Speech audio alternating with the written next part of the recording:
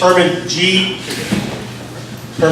Hernandez. It says, I can read upside down, but not all the time. Herman G. Hernandez. Herman is a Guerneville native, and the Hernandez family is well known in these parts. His dad, Herman, what's his middle initial? He's the J. He's the J. Hernandez. He's been a very strong community leader, advocate of anything issues along the river and into Santa Rosa. And so he comes up good stock, but he's doing pretty well himself. I'm not sure of Herman's age, but he's a Rotarian, so that's good. But he's also a member of the Active 2030 Club in Santa Rosa, so what that means is he's between 20 and 39. And those are good organizations. He graduated, went to SRJC, graduated from San Diego State, and he's currently the Resource Development Manager for the Boys and Girls Club of Central Sonoma County. Boys and Girls Club are amazing programs, and when they merged and became the Boys and Girls Club a number of years ago, they made it work. At his young age, he is the board president for the Sonoma County Office of Education School Board, the proud vice president of the College TEE project, board member of LC Allen High School Foundation, board member of the California County Boards of Education, and the Act 2030, and a proud Russian River Rotarian. He lives by the Rotary motto, service above self, and is a proponent of working together and strongly believes that where there's unity, there's community and success. He is grateful to have the opportunity to give back to the community every day. And he didn't write this, so someone else wrote those nice words about Herman. And I think I had some exposure to him a couple years ago at a area agency and aging training, and did a great job. So it's all yours.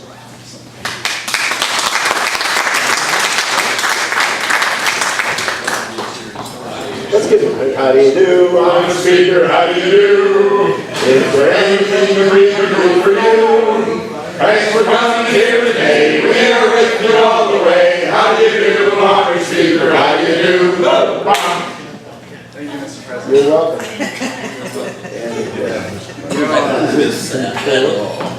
Do you guys steal gavels from each other? Because I'd be happy to take this back to the rest of the Rotary. So before we just go right there, go back to All right. Can everyone hear me without microphone? Should I use the microphone? Yes. All right. How's everyone doing this morning? Great. Thank you very much for having me today. I'm honored to be here and very excited. As you heard Mr. Kelly kind of mention, I was born and raised in a Rotary family. My father, Herman J., has been a Rotarian now, I've lost count, but definitely over 40 years. As soon as he moved to Guerneville, he got involved in his community and became a Guerneville Rotarian. And to this day, he's inspired my sister and I to really live by the motto of service above self. My sister was actually, where'd that banner go? She was actually in the Interact Club at El Molino High School. I unfortunately was not accepted due to my bad behavior. I'm just kidding. But when I went to San Diego State, I'm actually proud to say that I was in Rotaract for 3 years there. So when I got back into Sonoma County, I immediately wanted to continue the community service component of being in Rotaract, and I got involved at Russian River Rotary. I think I've been there now for 4 years as an active Rotarian, and we put on the annual crab feed that raises funds for scholarships for kids at El Molino High School and here at Laguna High School as well. But I'm really excited to talk to you a little bit about Boys and Girls Club, Central Sonoma County, because that's the main reason why I'm here today. And we still have not ventured into the area of Sebastopol, but I'm really excited to say that we're starting conversations with the superintendent of Sebastopol Union to see if we can bring a Boys and Girls Club partnership out here to Sebastopol.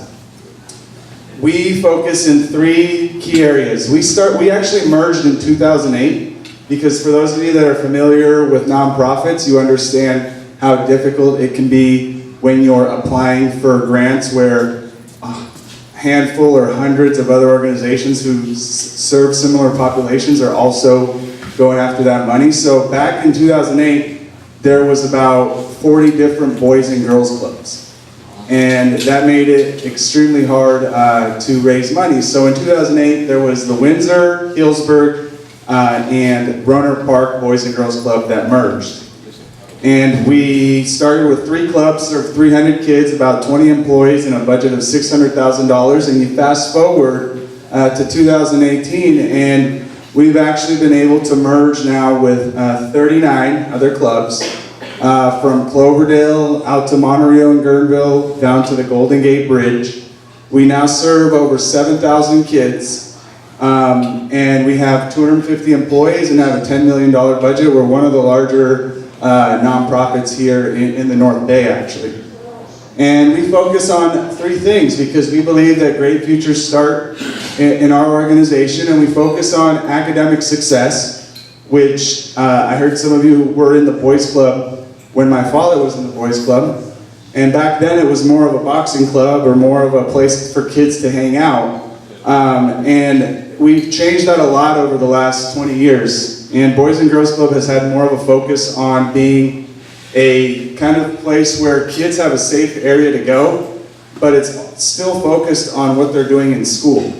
How many of you have heard of the community school models? Because that's kind of, that's exactly what we're doing when we come to the different schools that we're at.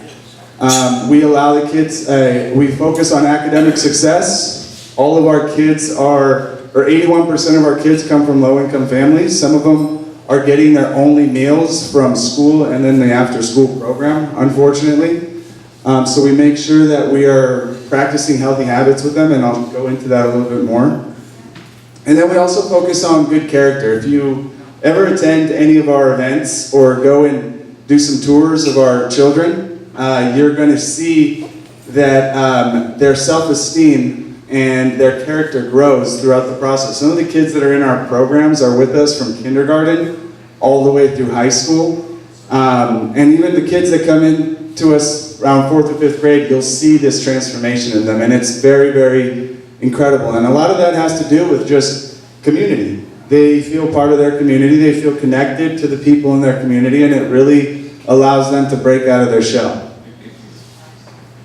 So, I won't go into our mission, but here are some staggering facts, and I don't expect you to read this, but basically I already said them. 39 clubs, 7,000 kids, 81% of our kids come from low-income families, and 73% of our kids are actually Latino, which is another conversation because I'm also on the Sonoma County House Education School Board, and we're seeing a demographic shift where you look at kindergarten through 12th grade in Sonoma County, and it's now majority Latino. So we do serve a high percentage of Latinos, and 45% are raised in single-parent homes. So we do support a lot of single parents here in Sonoma County, and the days are, like I was saying, the Boys and Girls Clubs used to be a place where you can come and hang out and be off the streets. The focus was to take kids off the streets. That's still one of our focuses, but now we make sure that all of our kids are staying active after school. They all get fed a supper right after school, so they're not hangry. You know what hangry means? Hungry and angry. So they can focus. We serve over 500,000 healthy meals every year, and one of the things that's incredibly important to note is the 450,000 hours of homework help, which we call Power Hour. So all of our kids will get that meal, and then they'll go straight into Power Hour, and then they're going to go outside and have some fun. We have over 150 different curriculums that we have to offer to our kids. One of the main reasons why I love what we do is because when I was at San Diego State University, I worked for the AVID program with 6th, 7th, and 8th graders, and it was part of my business fraternity's partnership with a local school where Tony Hawk, the skateboarder, went to school in San Diego, actually. And that was the first time that I realized the importance of a positive role model in a young kid's life, and how all of these kids were really looking up to us and my friends that I was working with, and how they would open up to us, but they wouldn't open up to the teacher or any staff at school. So we were able to provide that extra support and that friendship that some of these 6th, 7th, and 8th graders needed to be successful with their classwork.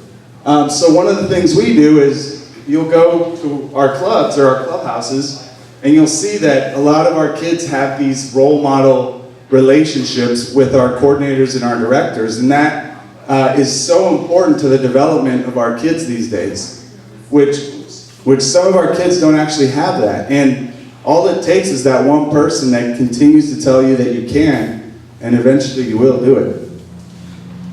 I'm getting out of control here. So the other thing we do is we have high expectations for all of our kids, so you have to come ready to work. This is not just a place for you to hang out. It's not just a place for you, it's not childcare. We have high expectations for all of our kids and our staff. And then we also find meaningful opportunities to participate, basically giving back to the community or getting involved in some sort of sports leagues. We do have basketball, t-ball, and some flag football leagues. Kind of already went over that. So the academic success component, like I said, we focus 60 minutes of homework help daily, which is very important. And then 99.6% of our club kids always move on to the next grade. And we keep very close numbers. We do run our program like an actual school because some of our contracts, because I know this question will come up during question time, some of our contracts are with school districts where they pay us to provide the after-school program, and then we subsidize the amount of money that it's going to take to make sure that we can provide this service. So one of the big things that we do as well is every single day we're serving 2,000 meals throughout the county. And like I said before, I didn't believe these numbers or that this was an actual issue, but I think the food bank, the Redwood Empire Food Bank, says that about 60% of kids in Sonoma County will go to sleep starving at night, and I'm like, that is absolutely unacceptable, which is why we have some very strong partnerships with local organizations so we can provide healthy meals to all of our kids every single day. And this is one of my favorite things, is the Smart Girls Passport to Manhood and Smart Moves. 800 kids every year graduate from these programs. We actually celebrate these kids at the end of the year. They're called Youth of the Year. But these programs are designed to empower kids, to educate them about what is something that you shouldn't be doing when you're a teenager, like drugs, alcohol, staying away from gangs, depending on what part of Sonoma County you live in. But this is a great program. And then what's coming up pretty soon is in June 4th is our summer programs. We are in 10 different communities. We don't keep all of our clubs open in the summer, but we do keep 10 communities open. And summer is a big thing, something that we don't realize the impact that it has when kids do not have a summer enrichment opportunity. And that summer enrichment opportunity could be something as simple as playing on a soccer team, or playing t-ball, or just having some sort of contact in an organized setting over the summertime. Because when you look at numbers, this is one of the main reasons why I ran for school board, was there was 4, but summer learning loss is something that occurs throughout our whole state. Actually, it's shocking to hear that I think California has our children, our poverty rate is over 50% in our children, in our schools, kindergarten through 12th grade. So when you look at summer programs, the kids that we're serving are mostly low income. Kids from low income families, unfortunately, are less likely to have some sort of summer program to attend, which they start the next year behind. And if this is a pattern from kindergarten through 4th grade, there are kids who will start 5th grade one whole year behind their affluent friends or classmates in that same classroom. So Javier, we have a story of a young boy named Javier from Healdsburg, and he's a huge after-school program kid. He is one of our Youth of the Years, but unfortunately, for 3 straight years, from 2nd grade through 4th grade, he was not able to afford, because he's got 3 other brothers and sisters, they were not able to afford to pay for each kid. We subsidize the cost for summer programs.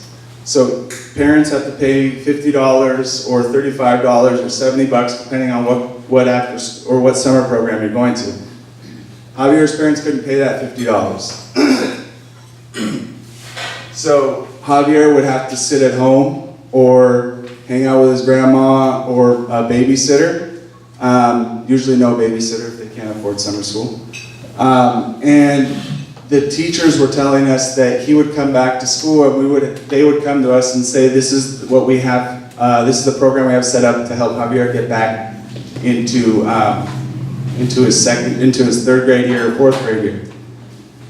Because what happens when you don't have summer enrichment classes is a student can easily fall behind 2 months in a math class and 2 months in reading achievement, and the learning gap continues to grow every year.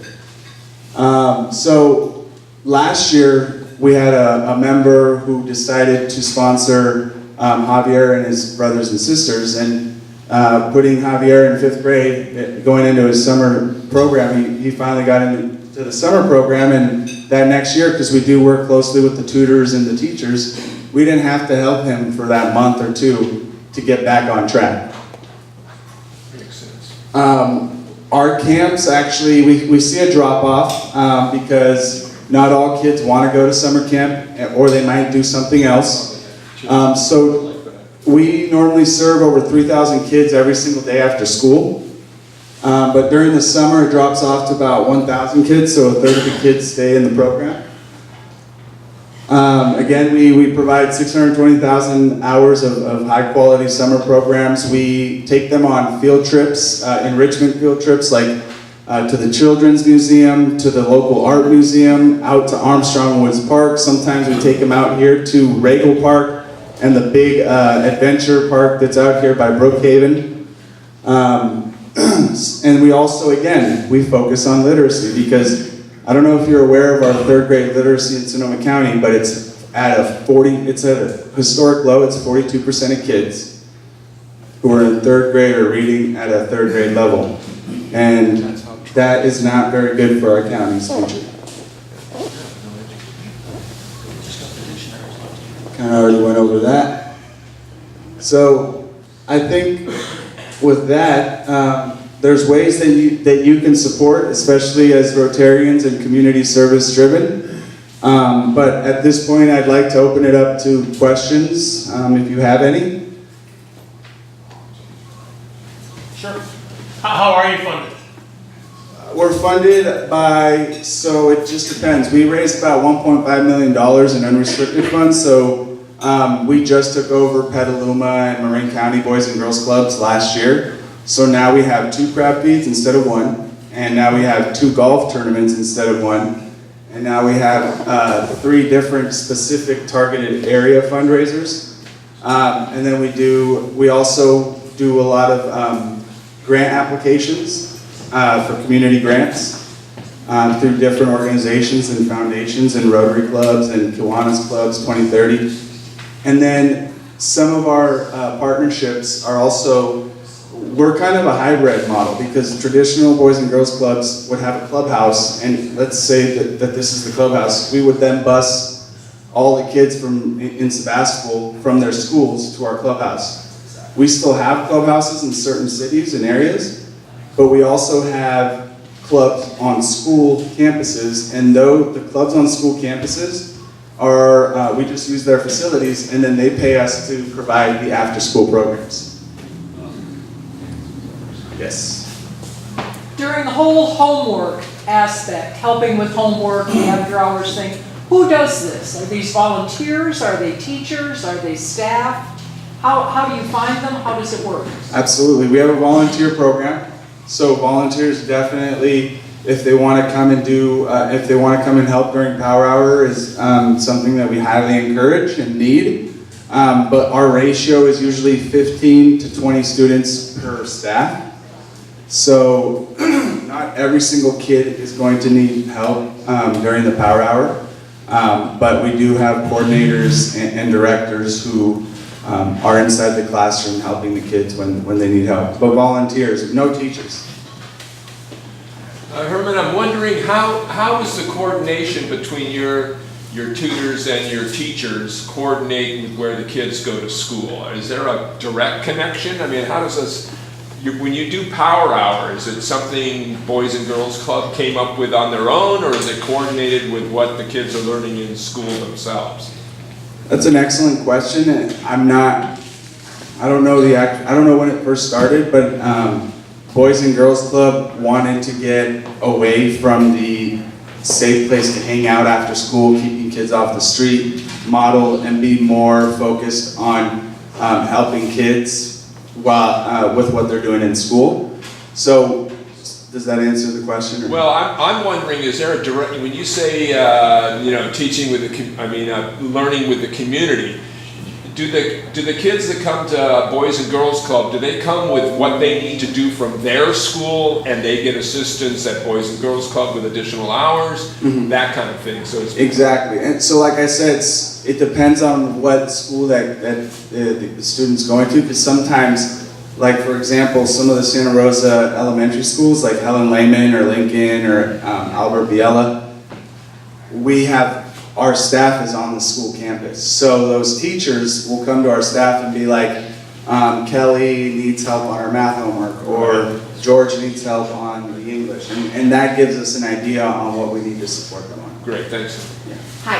Hello. I heard you mention that the Boys and Girls Club goes all the way through high school. Do those high school children help with the younger kids? Is that That is how it an works? awesome question, and yes, they do. So I have a really cool story of Alejandro Dominguez from Healdsburg. We just had a fundraiser in Healdsburg, and I helped him with his speech. And he actually came to the Boys and Girls Club in 4th grade, and in 6th grade, one of his coordinators who he looked up to, Rogelio, was teaching digital connectors, which is kind of just a computer science class for an hour that was offered there at the inside the Boys and Girls Club in Healdsburg. And at first Alejandro was saying, I wasn't really into science, that wasn't computer sciences, that was not my thing.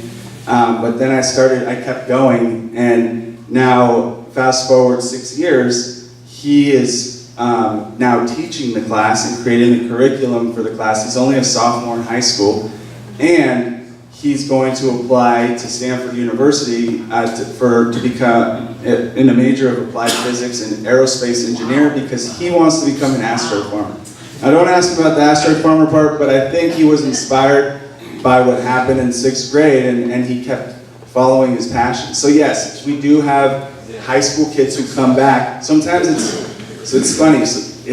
It's interesting, the ones who come back, the ones who were the hardest to work with, are the ones that want to come back and help the kids. Oh, how nice. How did the Boys and Girls Clubs get started? How would you compare them to, for example, YMCA? Where do they fit in?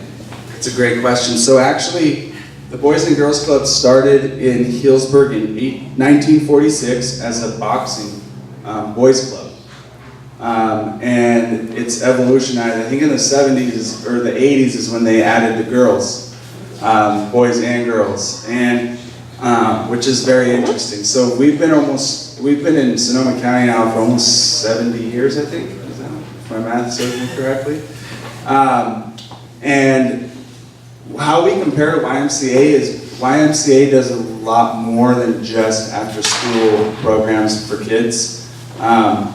And they have a gym, they do swimming lessons, and they offer programs at their gym, but I'm not sure if they actually go to schools to partner with the schools to provide after-school programs.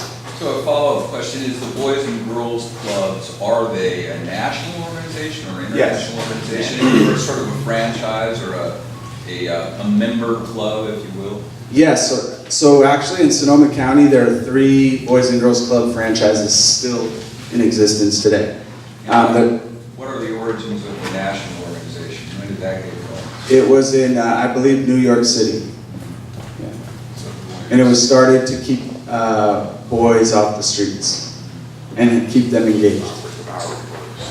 but it is a national system. That's one of the, coming from another nonprofit to the Boys and Girls Club, I realized that having a national brand really helps explain our story here in our community, because the Boys and Girls Club does a lot of partnerships with NBA, Major League Baseball, the NFL, and when you see that logo, you connect it to the logo here in Sonoma County.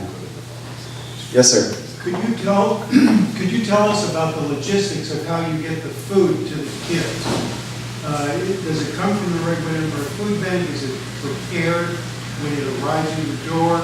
Do you fix it? How do they get the food?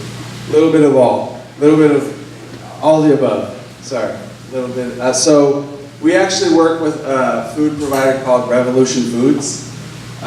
They provide food to schools that's mostly like organic and healthy type of food. And we don't really work with the Redwood Empire Food Bank, but Revolution Foods delivers the food to the local schools where we have a refrigerator, or to our clubhouses where we just store all the food, and that's a weekly thing. Is it ready to go when they deliver it? Or Most of it is ready to go. Yeah, very little cooking prep for us. For our clubhouses, we have kitchens just like this right here, so we definitely have staff to be able to prep the food if it needs to be prepped, but most of it, it's like you have your apples, you have your carrots, you have your goldfish, you have your milk or water, and it's kind of already pre-packaged by Revolution Foods.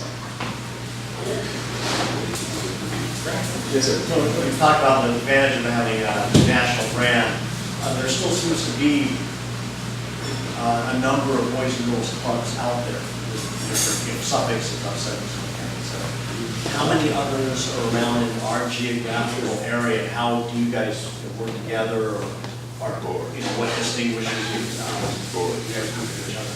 Absolutely. So there's the Boys and Girls Clubs of Central Sonoma County, that's us. There's the Boys and Girls Clubs of Greater Santa Rosa, which is one clubhouse in the Montgomery Village area of Santa Rosa. And then there's the Boys and Girls Clubs of Sonoma Valley, which has 6 clubs actually in the Sonoma Valley area in East County. We try to work together, but usually the one we're working with the most is Greater Santa Rosa, because we have 23 clubs or 22 clubs in Santa Rosa, and they have that one club. So we always get confused by callers and parents who want to sign their kids up for different sports. We don't really work too much with Sonoma Valley because they're kind of in their own little island out there. But I think what differentiates us is there's no other Boys and Girls Club north of the Golden Gate Bridge that has more clubs all the way up to the Oregon border. Like I said, we have 39 clubs, and we are the leading after-school service provider. There are other after-school services, but most of the schools that do want after-school programs, like Monterey and Guerneville, we use their facilities. We don't have clubhouses out there, but they usually work with the Boys and Girls Clubs of Central Sonoma County. So we're rather large compared to the other two. Some of the schools have lost a lot of arts programs, and let's get our kids started. You know, that's a big part of education, is music and art and those kind of things. Does the Boys and Girls Club get involved in providing that when school districts are dropping out of it, or? Yes, so we, like I said before, we have 150 different curriculum that our directors and coordinators can use to work with the kids. And out of 150, like I would say maybe 20 of those are art specific, and we're actually getting a grant from Sonoma County Art Creative, I think, is the foundation. It's through the Economic Development Board, to focus on the traumatic experiences that were recently experienced by the fires. And I'm forgetting the term for it, but it's trauma-informed care through art therapy. So yes, we definitely realize how significantly arts are being impacted by budget cuts. And the great thing about us is we were very flexible with what we do with the kids after school. And art is definitely one of the things that we focus on. And we try to partner with the Luther Burbank Center because they have some summer art programs if you want to play instruments. Any other questions? Yes. You mentioned that a large percentage of the kids who participate are Latino. Are your activities, your programs conducted in Spanish, in English, or both? The programs are conducted in English. The information is distributed in both languages for the parents. We can do a lot more in supporting Spanish-speaking programs for parents. A lot of our coordinators and directors are bilingual, but the majority of the, when the kids are coming to us, it's mostly done in English, from what I understand. But, oh, yes. The one thing that I heard was the summer program changes lives for the kids, and it's like $50, and some people can't afford it. Do you sort of keep a tab of how many kids can't afford it, so that possibly people could start adopting a child to, put a child, you know what I mean, Yeah, sponsor. So I give you $50 so a child gets to go to your program. Right. To change, to make a difference. So it costs the parents $50, but it really costs the program $1,000 for that one kid, depending on what club they're going to. Does that make sense? Yes. So we pay the other $950 from Gotcha. fundraising. But yes, I know asking for money at Rotary meetings is not where you do that. But you do But adopt a child programs? we don't do adopt a child, but we do camperships, which are scholarships for kids every single year. This year we're working on an additional 250 scholarships to provide to kids who are on waiting lists. One good example is Cloverdale. We worked with the mayor of Cloverdale, Supervisor Gore, and the president of their school board because they had 20 kids on their waiting list for this summer camp. And they wanted to raise the $20,000, so they wrote a mailer together to try and raise those $20,000 to pay for those the kids. So yes, we do that, but it's not an actual like you can adopt a kid. But if you were to give the money, then we would definitely tell you this is who your money went to.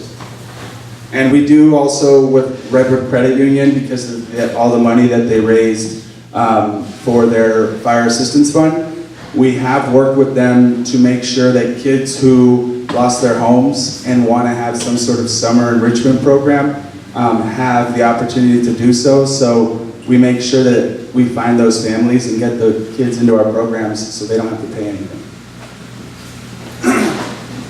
And, oh, go ahead. I just noticed something. You have the Smart Girls program, the Passport to Manhood, and I'm just thinking about the language in that, girls and men. So I was curious about that. Are you, the Smart Girls program, is that leading them towards womanhood, or is it really different stuff? That's a great question, and I don't have the answer to that question. I know we try to do empowering programs where it's specifically on boys or specifically with girls only, but I don't know why they use a different terminology. Yeah, I'm gonna have to go back and mention that. I don't know how much time I have, but I just want to make sure to say thank you all so much for the opportunity to come and speak to you this morning. I really appreciate it. Yes, sir. Can you give us 3 or 4 different ways that we can plug into your thing and help you? That's a great question. Thank you so much. So going back to this slide, we have volunteering in our clubs. We're always looking for volunteers, especially for Power Hour, or we do have gardens at some of our clubhouses. If you like to work in gardens, we would love to have you. We also have leagues if you want to be a coach. Or sometimes we have just carnival events for the kids, and we sometimes need volunteers for that as well. So that's definitely something that we are looking for. Join our councils or our board. These are more for area specific. Like if we ever had a Boys and Girls Club in Sebastopol, when we have a Boys and Girls Clubs in Sebastopol, we would be reaching out to you to be part of our council. And part of what the council does is they kind of help with fundraising for that specific club. Then we also have give a personal gift and get involved with your civic club. So sometimes we have the opportunities to remodel or build a shed, or we sometimes need like our garden to be fixed. And I know Rotary clubs have done that for us in the past. So there is a lot of different opportunities to get involved. This is my email address and my phone number, and this is our website so you can get more information about what we do. But I just want to say thank you very much, and thank you for everything that you guys do here in our community in Sebastopol.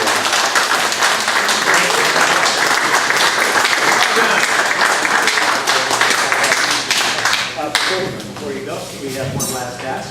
We do have a Lottery drawing here, so. He's got tickets. We can, I'll look on tickets for Yeah, you won't win though. When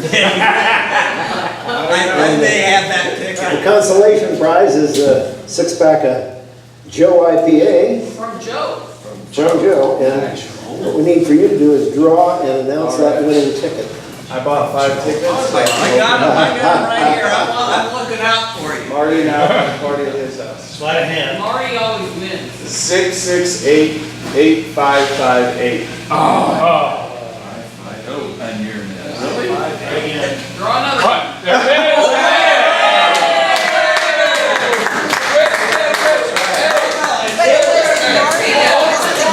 Okay. That's funny. Well, that's the first time that's happened. But you also get to draw cards. We're looking for the ace of spades. Hey, get it! Oh! I'll take it. 7 of hearts, close but no cigar. Make sure your president hears about it.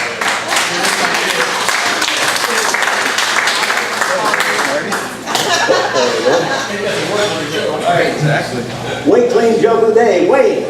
Wait.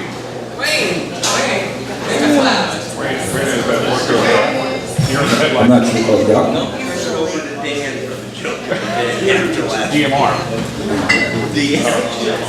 With the road is doing.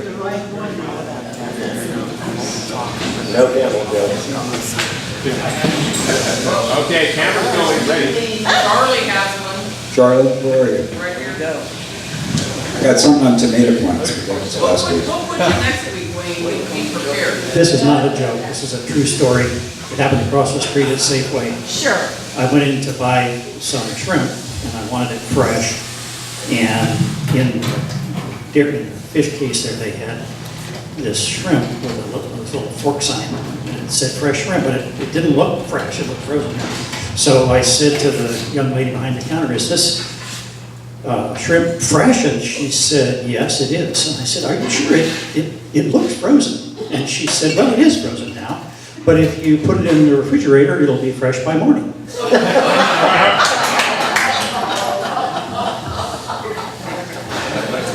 Joe, take us Go home. to the boys and Trails to you, to